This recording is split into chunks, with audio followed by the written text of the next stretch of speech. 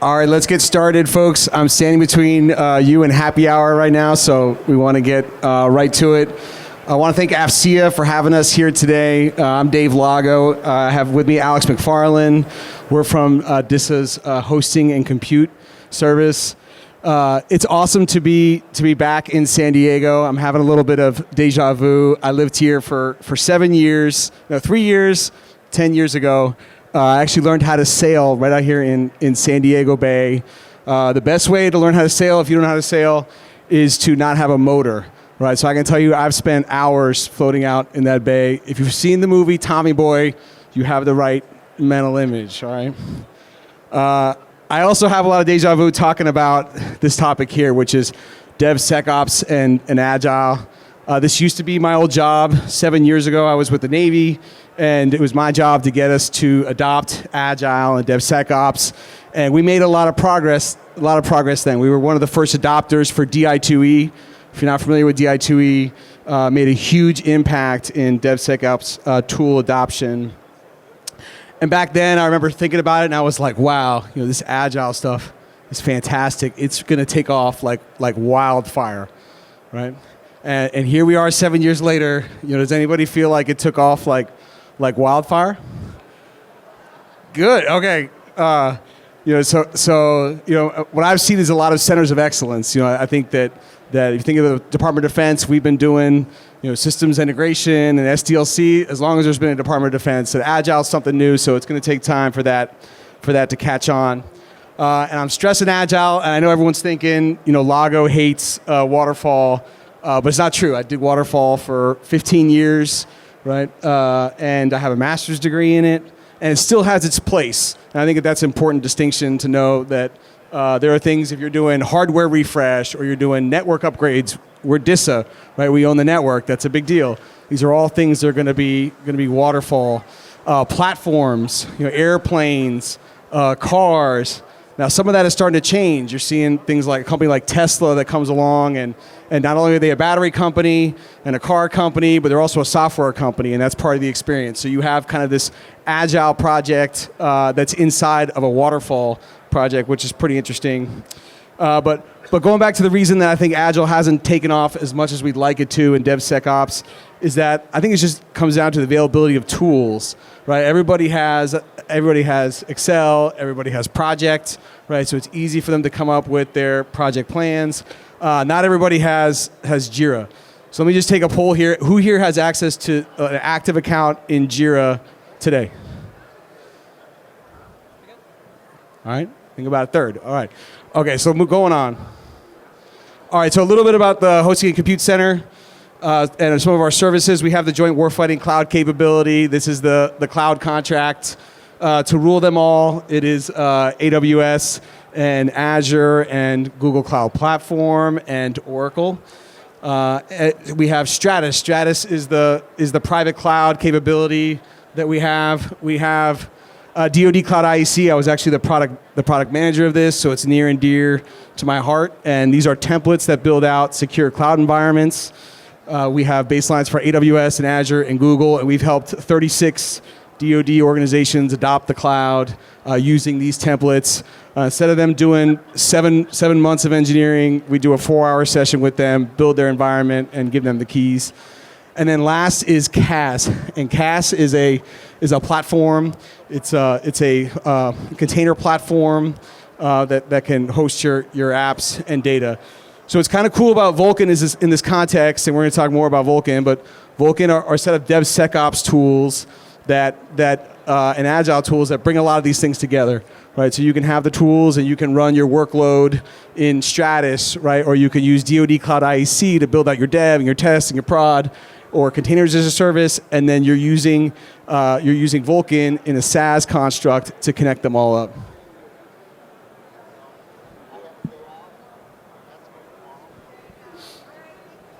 All right, so I think everybody knows about what DevSecOps is. We've been talking about it for a long time, but just in case, I'll give you Dave's version of it. Right. So to me, DevOps is about doing things more iteratively. Right. Instead of writing code for 6 weeks and then finding out is the thing going to compile. Right. We're doing nightly builds. agile, right? The ability to course correct. Okay, so we think about, let's say you have a portfolio, let's say you have AI capabilities or DevSecOps tools, and a new capability like ChatGTP comes along, right? Okay, so if I'm on a typical waterfall contract, I'm in a multi-year fixed price contract, right? And I'm the product owner, I can't pivot to take advantage of some of these technologies that come along. So it's important for us to be agile, particularly when you're talking about software engineering, when you're talking about anything to do with the cloud. Continuous integration, I think we're actually pretty good at that in the Department of Defense, right? If you're doing any kind of software, you are using Jenkins and you're doing Bitbucket or GitLab and you're doing builds. The continuous deployment part, probably not as much, right? I think that's very rare in the Department of Defense. And the last part, SecOps, I think that is still something that is in its infancy, and that's moved security to the left. You've probably heard that a lot today. It's kind of like a drinking game, but the goal here, you're seeing it's really important, SecOps, as we move from paper-driven compliance, which was the model we've had going for a long time, to data-driven compliance, where we're running scans and all that, and we're making progress there.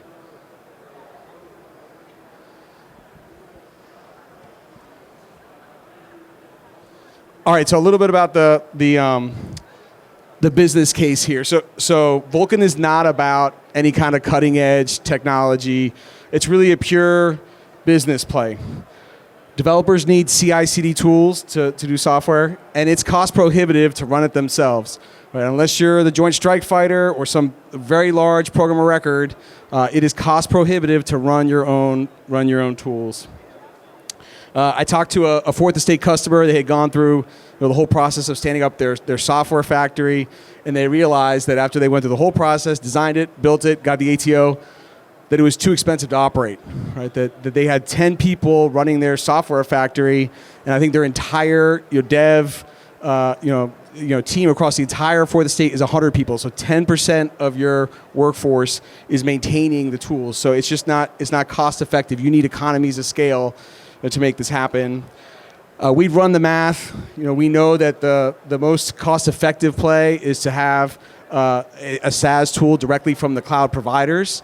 But in this case, they're nowhere near the DISA PA that is required for them to be IL4 and IL5. And so until then, we're meeting a need with Vulkan.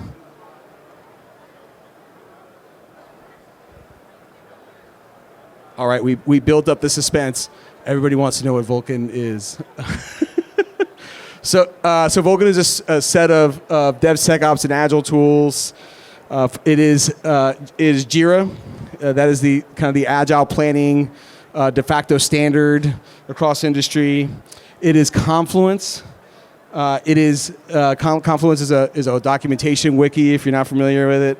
And it is GitLab Premium. GitLab Premium is a tool to help you build your pipelines. There's all sorts of testing tools that are in there, security tools, right, that you build together to create your pipelines. This is really, you talk to Gartner, there's two approaches here. You can do best of breed or you can do single platform. So best of breed is, you see that it's a really common play. So everybody has their, I like Jenkins or I like Bitbucket. Everybody has kind of like their tool of choice and they bring it, right? And then somebody has to maintain all those tools. So that is one approach.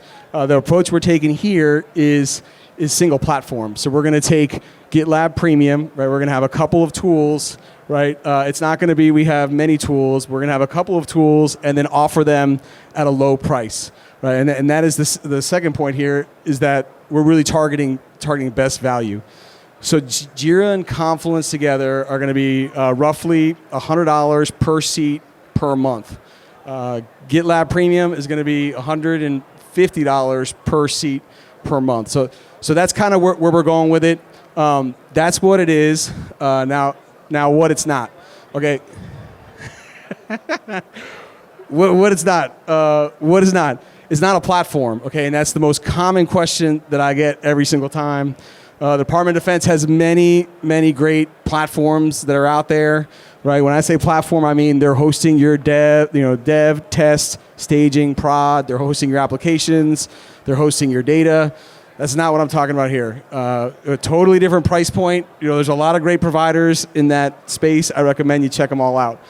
This is a straight SaaS DevSecOps play. So we're offering these tools. They're CAC enabled. In the case of GitLab, you have a GitLab runner. That GitLab runner lives in your environment, and you connect up that environment. So that can be on-prem, right? That could be private cloud, those services I was talking about. DoD Cloud IAC, we can help you to stand up, build out these environments yourselves in the major cloud providers and go forward. And that's a big focus here, is to meet people, where they're at in their journey. One of the challenges with some of those platforms is that, let's say they're container focused. But then you say, well, what about my legacy? What about my VMs? Right. So we're trying to allow everybody into the tent by accommodating where they're at in their journey. All right, now I'm going to take it to Alex. All right, so you hear DevSecOps is in the news everywhere. You're reading it in articles, and a lot of people talk about it, but not understanding really what it is or the why, or if you say, why do we want it? We want to go fast. There's a lot of Ricky Bobby. We want to go fast. Well, how do you go fast? How does this actually facilitate speed? And really, I think the way that we're facilitating speed is through safety, right? Because why aren't you deploying multiple times a day right now? Why aren't you making daytime changes? It's because it's risky, right? You're going to take your infrastructure down, you're worried about a defect, you're doing things off hours. So all this DevSecOps stuff we're talking about, we're increasing the safety of the system. So we're increasing the safety of the system with automation and with testing and with collaboration and working cross-functionally in different teams, right? So you'll see these DevSecOps as sort of like code build, test, release, deploy. A lot of times you'll see this illustrated with like an infinity symbol, right? Where you have these stages and they feed into production, then metrics from production feed back into the dev staging to sort of illustrate this constant cycle of learning that we're trying to achieve. One thing, like Dave mentioned, though, is we're not a platform play, right? So you guys have to complete part of that infinity logo. You can use our tools, self-service, run your infrastructure, but you're running your own production. You have to learn the lessons, and you will ultimately own your pipeline, and you have the flexibility to do what you need. So one of the key tenets when we talk about DevSecOps, and Dave alluded to a little bit earlier, is we want to make change, reduce the size of our changes, small batch size, right? And so you think about like a factory, right? Like you're building a car, and maybe you build the frame, and then they're going to put on the doors and the seats, and do everything all at one time. Well, what happens if they get to the end of that assembly line, and there was a problem with the frame, right? All those cars are junk now. They're all worth nothing. So one of the things we're talking about here, and it kind of goes along with agile principles, is small batch size. So we're trying to deliver fairly complete pieces of work on a regular basis that are thoroughly vetted, so you're learning as you go. And it reduces the overall risk in the system. It also reduces the blast radius of a defect, right? If you do 6 months of development and you haven't deployed or tested or done anything recently, or something's not delivered and no one said it, or you don't get feedback from your customers, what happens at the end of that 6 months if the product isn't good, right? You've lost a tremendous amount of time. So one of the parts, we're testing and moving things on a regular basis. So in the end, the speed ends up being a byproduct of the safety created by embracing these processes. And this works not only for code. So developers have been doing this stuff for years, right? They've had version control, and test-driven development has been a thing, and all this stuff. So we're also seeing now, the adoption of these practices by infrastructure teams. It's facilitated with infrastructure as code tools, Puppet, Chef, Ansible, Terraform, all these types of things. And so now we're also seeing this move of GitOps. You tend to see GitOps associated with Kubernetes, right? Because it's easier there. It's sort of the starting place. Because Kubernetes is built to be a declarative system by default. Well, what does declarative mean? So you have your different types of programming languages, right? There's sort of like your typical language. If it's Tuesday and I'm tired and I haven't had my coffee yet, then I'm going to walk downstairs, I'm going to take 3 steps, and I'm going to do this. Where instead, a declarative language just says, I'm awake downstairs at Tuesday morning and caffeinated. All the details of how that process happened are handled for you. Well, this is how GitOps works. So you've got your code is your state of your system is declared in a file, right? So in Kubernetes, that tends to be a YAML file that's checked into a Git repository. Now, when this gets checked in, we can have automated scanning tools that run as part of the testing process, just like you would with developers code, right? Where you may have had that test phase and you're running you run a linting tool for simple mistakes. You might run a security analysis tool, tools to check code complexity and all the rest. You can do similar checks on your YAML before it hits your repository with gates up front. So with these gates and peer reviews going into the system now, someone has buddy checked you over your shoulder. You can also move this through different environments with that same artifact. So your dev and your staging and production look the same, and drift is more or less eliminated. So the advantages of this here, and the big thing that makes GitOps different than normal just infrastructure as code approaches, is there's an agent running on your machine that is watching your Git repository. When that change hits whatever the branch is, it sucks down that change and applies it right there on the fly. So this is really a game changer. You can see who made whatever change at what time. It also facilitates pretty easy rollback. So Dave mentioned get.mil earlier. This was actually stood up kind of quietly. It was done as part of Global Directory when they rolled that out. They needed a place to put their version, their code for that. So they added it, and it's been very quietly adding about 200 users a month. There's actually about 2,400 users now, because the slide goes out of date pretty fast. There's a bunch of early adopters on there, including, and we actually have been building out Vulkan using infrastructure as code. Dave showed that. We used the DoD IAC templates. We wrote a bunch of our own Terraform to deploy resources, and then we used Platform Big Bang on top of that to deploy the DevSecOps tooling. It's how we got going so fast. We cheated.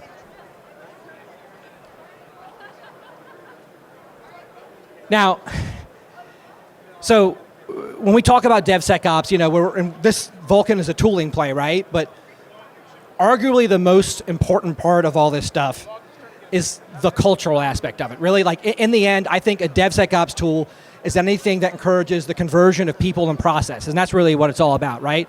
There's an argument to be made that going upstairs and doing happy hours is a more important DevSecOps operation, than being down here listening to us talk. So I'm glad you guys are here, especially considering that's after 1600. And this is the problem that this started out with. Was the classic one is when we started DevOps first was you had developers on one side, operations on the other, and there's a wall of confusion. And there's a picture of a dev kind of chucking something over the wall of confusion. Well, this happens a lot, right? So we have this notion of separation of duties. We have it in DoD, we have it in large enterprises, but we've taken it a little too far. And now we have separation of knowledge and separation of context. So you have developers that are writing code that's going to run in an environment they don't understand. This is a complete black box to them, right? They don't know what's going to happen, where it's going to go. So, it works on their machine, it's fine. So they throw this out, they work on it for 3 or 4 months. There's a lot of money invested in it now. Works great, and all their testing is fine. Chuck it over the wall. Well, now your operations team has this thing to deal with. They've never run it before. They didn't have any buy-in. Maybe there was decisions made as part of that they think aren't good. So they battle with this thing for months. They finally get it stabilized, and developers say, hey, we've got more changes now. Operations team freaks out. We just got the last batch stable. So DevOps and Agile aim to address this with cross-functional teams and everybody working together, right? So 5 years ago, I wouldn't have been as enthusiastic about the idea of DoD being able to fix this, right?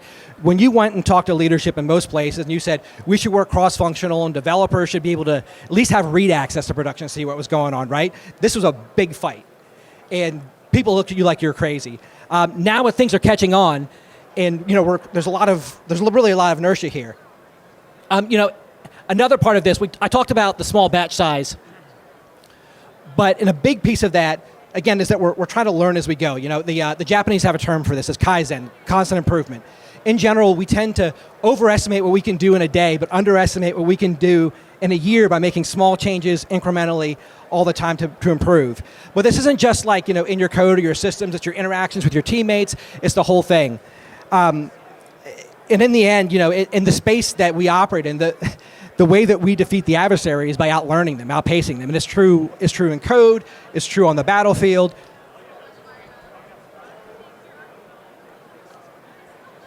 And, so we have some tools here.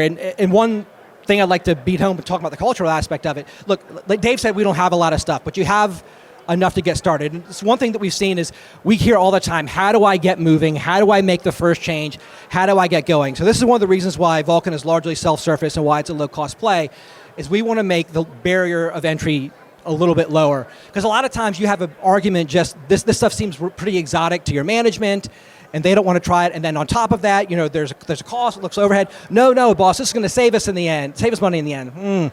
Well, so hopefully we can bring this stuff in the door. Well, how do you start? Just get some version control, do some small experiments, and you can go a long way just by adjusting the way that you work. You're a developer, go to lunch with the security and operations guy. Talk to them, start having conversations. Use tools like Jira and Confluence. If you can't afford us, get a pack of sticky notes and stick them on the wall in your office and do a Kanban board that way. But this is how you get the ball moving. So this says we're seeking pilot users for Vulkan. We've actually had a fair amount of demand, and we are pretty full up on beta testers, but still reach out to us. We're looking for an ATO to show up in April or May. And we're always available to have conversations. So scan the QR code, and we're happy to answer any questions you might have. And just one more point here to close it out. So we're talking about here in April is the MVP, the minimum viable product.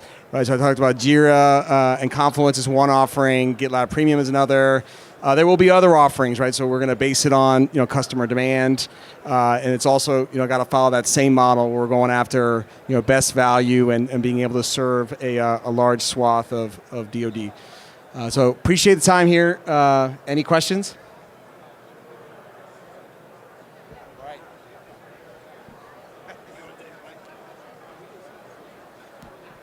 We've got a site hosted in NMCI on an NMCI only device, only NMCI only server. Can GitLab deploy straight to that, to the GitLab runner? We have the ability, GitLab has the ability for you to have your own runner. So you could have your own server behind your firewall. You just need 443 back out to Vulkan on, and then it can take orders from it. Now, you'll have to get that blessed from your security folks, right? Otherwise, you'd have to ACL us in on the other line, and it's going to be difficult.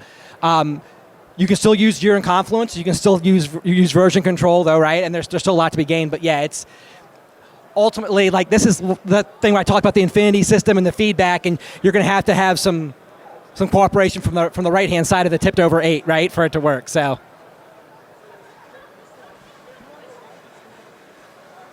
Yes. Just on the 443, that's a tough crowd. If you can't get 443 out, my gosh, that's pretty stringent. I mean, that's anything. So Jira, yes, it's very easy. There's 2 offerings. Jira and Confluence is one offering. GitLab Premium is the other offering. That's it for now. For MVP, right? MVP. We will add more. Right, more offerings based on customer demand and all that over time.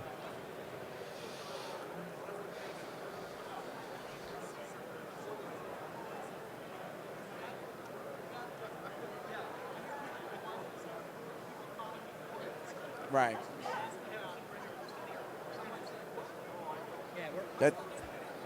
That sounds like customer demand. Yeah, I mean, yeah. I think too, we talk a lot about demand signal, like customer demand signal, warfighter demand signal, and demand signal doesn't necessarily have to be, we want this product specifically, right? It could also be the problems that people are having is a demand signal that we need to solve a particular thing.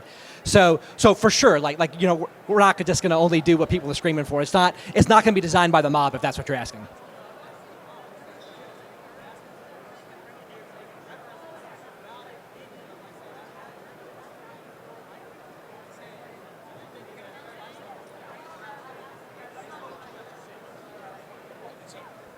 So again, it comes back to the best of breed versus single platform. So we're not trying to get every tool, because there's many. That's not cost effective. Right. Yeah, I think this is just, we're, a lot of times people think, like Dave said, that it's going to be a full platform play and you're running your operational environment, right? And that's not, your environments are still yours, and that's the big difference, yep.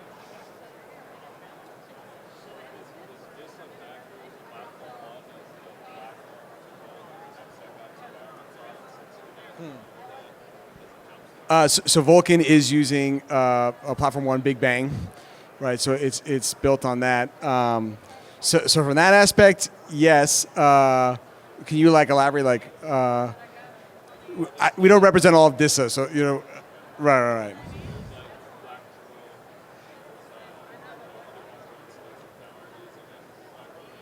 Yes.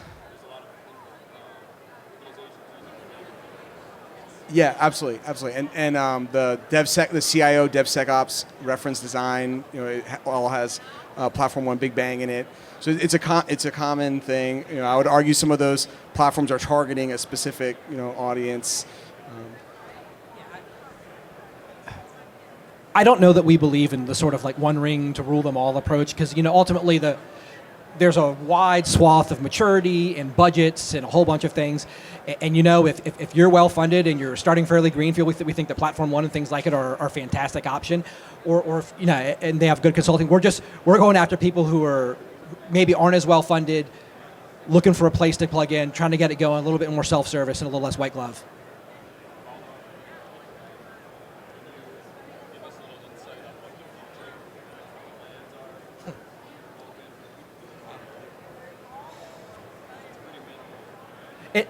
It's pretty minimal right now. Then you can see, there's some obvious tooling gaps there. There's some opportunities we think to bridge some of our other services that we're offering out of the hack, but we probably can't get too far into it right now and make any promises that until we have more conversations behind the scenes. All right, we're off the hook. Anybody else?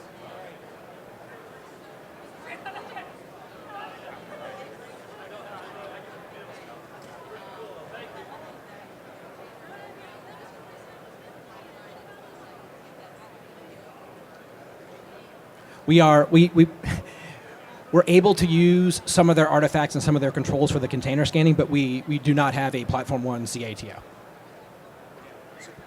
To have a CATO, you need a platform, right? And we're not. We're just the tools. Yeah. Anything else? Happy hour's calling. All right. Thank you, everybody. Really appreciate it.